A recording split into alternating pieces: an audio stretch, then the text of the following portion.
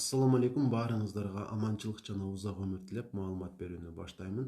Биз эч оорубай турганда жашайбыз жана ден соолукка ооруган учурда гана карашыбыз керек деп эсептейбиз. Оорулуулардын көп экендигинин эң маанилүү себеби дагы ушунда жатат. Ар бир адамдын жашоо мөөнөтү бар жана ошондой эле анын органдарынын ар биринин өзүнүн мүмкүнчүлүгүнүн чеги бар. Эгер ошол чектен ашкан болсо, ден соолугубуз коркунуч астында калат. Анықтан биринчи эле кандайдыр бир коркунучтарды байкаган учуруңузда өзүңүзгө карай башташыңыз керек. Албетте мындай белгилер же симптомдор өтө эле көп. Мен сиздерге эң маанилүү болгон үчөөсүн санап бермекчимин. Эгерде ушул 3 белгини өзүңүздөн байкаган болсоңуз, дароо дарыгерге кайрылышыңыз керек болот. Демек, биринчиси табитиңиздин жоголушу. Эч кур дегенде 2 жума болбосо андан ашык убакыттан бери эч нерсе жегиңиз келбей калган болсо, демек ички органдарыңыздын бири катуу жабыркап калган болот. Экинчиси, денеңиздин кайсы бир бөлүктөрүндө, жүзүңүздө, буттарыңызда, колдоруңузда ишиктер бар болсо дагы, демек сиздин ден соолугуңуз катуу жабыркаган. Анан дагы заарыңыздын түсү сары эмес, кудум суу сыяктуу тунук болуп калган болсо дагы, сиздин ден соолугуңуз коркунуч астында калган болот.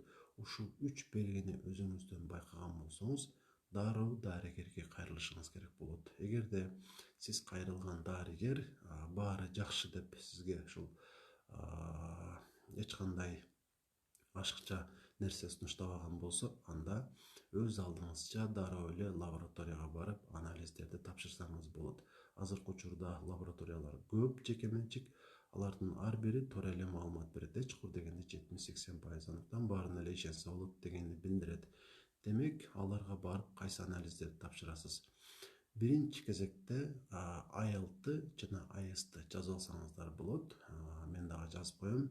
Анан кийинки анализ LPNP деп коет. Бул кандагы зыяндуу холестериндин өлчөмү. Ошону дагы аныкташ керек болот. Ал эми үчүнчүсү болсо, акыркы, бул креатинин. Бул бөйрөктүн иштөө мүмкүнчүлүгүн аныктап берген анализ. Ушул 4 анализди дароо лабораторияга барып текшертесиздер жана жыйынтыгын сиздерге баары жакшы деген эмес, башка дарыгерге барып көрсөткүшүңүздөр керек. Анткени баары бир буга деле алгылыктуу сизге маалымат бербейт. Анан эгерде ден соолугуңуздарда кандайдыр бир коркунуч болсо, сөзсүз түрдө алдын алуу мүмкүнчүлүгү пайда болот. Анықтан ушул текшерүүлөрдөн өтүшүңүз керек болот. Анан кайсы бир дарыгер сизге, мисалы, өтүңүз шамалдаптыр, ашказанга суу өтүптүр деген сыяктуу диагноздорду койсо, такташтырган аракет кылыңыз. Анткени суук өттү же болбосо шамалдады деген диагноздор бул туура эмес. Туурасын айтыш керек. Эгерде боордо оору болсо, сезгени болсо, аны биз гепатит дейбиз. Өттө болсо холецистит. Эми көпчүлүгүңүздөр бул жөнүндө билесиздер. Ошондой болсо да такташтырган жакшы. Анткени өйдө айтып өткөнүмдөй, суук өттү дегендей диагноздор жарабайт. Эгер ошондой диагноз коюлган болсо, дарылануудан дагы кандайдыр бир натыйжа чыгышы кыйын.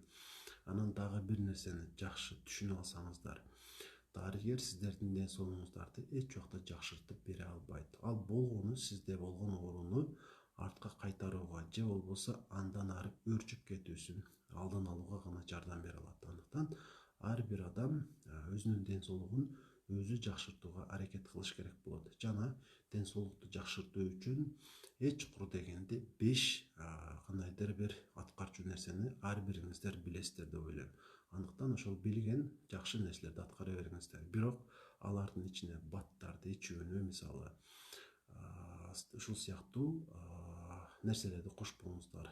Жетиштүү уктоо, жетиштүү өлчөмдө суу ичип туруу, анан суук учурларда дененин бардык бөлүгүн жакшы кармап жүрүү деген сыяктуу маалыматтарды өзүңүздөргө алып, ошолорду пайдаланган аракет кылыңыздар. Анан ар бир эле адам ошол ден соолугун жакшыртуу үчүн эмгек кылышына туура келет. Анткени эмгексиз эч кандай жыйынтык болбойт. Убакыт коротушка туура келет. Бирок анчалык деле кыйынчылыгы жок. Мисал катары айтып коеюн.